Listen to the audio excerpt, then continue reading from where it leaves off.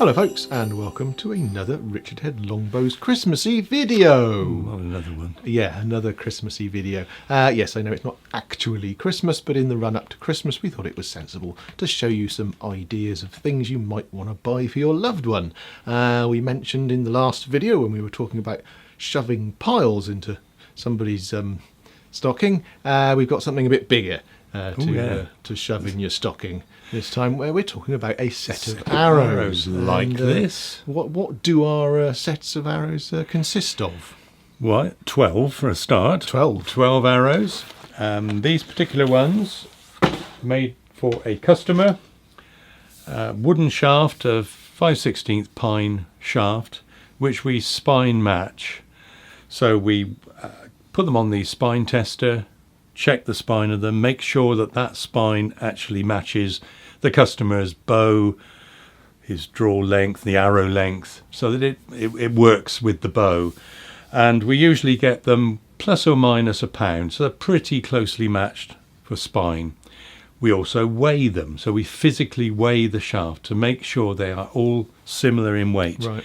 When you go through a bunch of shafts, you can find one that's a pile weight, 100 grains different to another one easily. So we go through and wheedle all those out, making sure that they're reasonably well matched.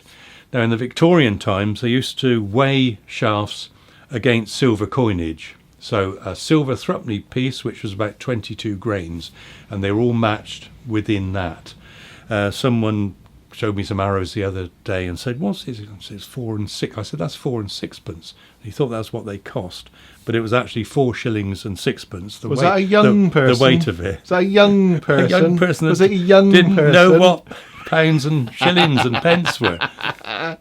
This is long time before decimalisation. But now we're leaving the European Union. There won't be any more of that. No, that's true. We shall go back to the good old shillings, pence and groats. Or anyway, bartering with sheep, probably. So we weigh them. And to match up with that old silver coinage, we usually get them plus or minus 10 grains. And that's pretty well close enough for any archer. The end, we've got a plastic knock, and that's Arizona Archery Z knock, which we found to be a good knock. So plastic knock on the end. At the other end, we've got a brass pile. This particular one is a 100 grain pile, is what the customer asked for. This one has got a tapered hole, so we tapered the end of the shaft to fit it, and then we've drilled a hole through it and put a little brass pin through to make sure that when you pull it out the target, it doesn't come off. Arrow is obviously cut to length before we fit that. Couple of coats of varnish to seal it. We would then straighten it, because when we put the cresting on, we don't want the shaft wobbling around. So that goes into a cresting machine that revolves it, and we put a base colour underneath the fletches. That colour would normally be done to complement the fletching colours, unless we're specifically asked to do something. People choose what they want. Yes, it's entirely up to them. So we're pasting this on an old Victorian arrow. So it's a similar pattern with gold bands and a colour band in the centre, gold band near the end. So once that's done and dried, we then fletch it. This particular customer asked for 3-inch shield-shaped fletches, which we've put on.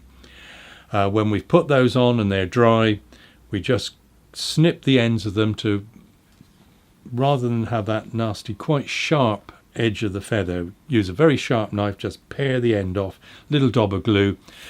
Helps to stop them coming off, which it shouldn't do, but it does, and also makes it smoother, so when it passes over your hand, you don't get that scratching of the top of your hand. And that's it. So when they're all done, we put them in a box of 12, pack it up, send them off to the customer. Now, that was obviously the deluxe set that we do. We do various types of sets, value-wise.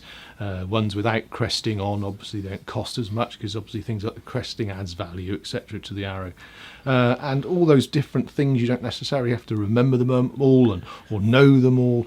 just by contacting us, we can help you decide what shaft it needs to be, what spine it needs to be, and all the different bits and pieces that go to make up the arrow. So you don't feel you have to be an expert if it's your first set of arrows or something. We will help you through the process of buying a set of arrows. It is all available on the website. You can fill in all the different sections if you like, all your various choices, but if you don't know what to put in that choice, as I say, just contact us, give us a call, email, and we'll help you sort that out. Yeah, and we do a cheaper field set. I mean, obviously, if you're out field shooting and you break a lot of arrows, which is all part and parcel of it, you don't necessarily want to spend a lot of money having very smart cresting to break it. So we can do a plain arrow, no cresting, slightly bigger fletch. We generally go for a 4-inch fletch for field shooting, steadies the arrow up more quickly. Target shooting, we would probably, as standard, use a 2.5-inch parabolic fletch. Cuts down the air resistance, you get a little bit better point of aim with the arrow, but this particular customer wanted 3-inch, so that's fine. That's what we've done. I think that's everything, isn't it? It certainly is. So that's everything you need to know about a set of arrows.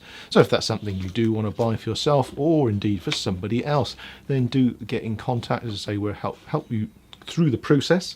But if you want to buy them all online, you can do so by filling in all the little boxes that are there.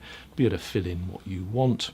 And hopefully we're going to do a few more of these videos leading up to Christmas, showing you some of the items that we've got that you may either want to buy for yourself because you're fed up of buying things for everyone else for Christmas, or buy something for your loved one. We'll see you again soon.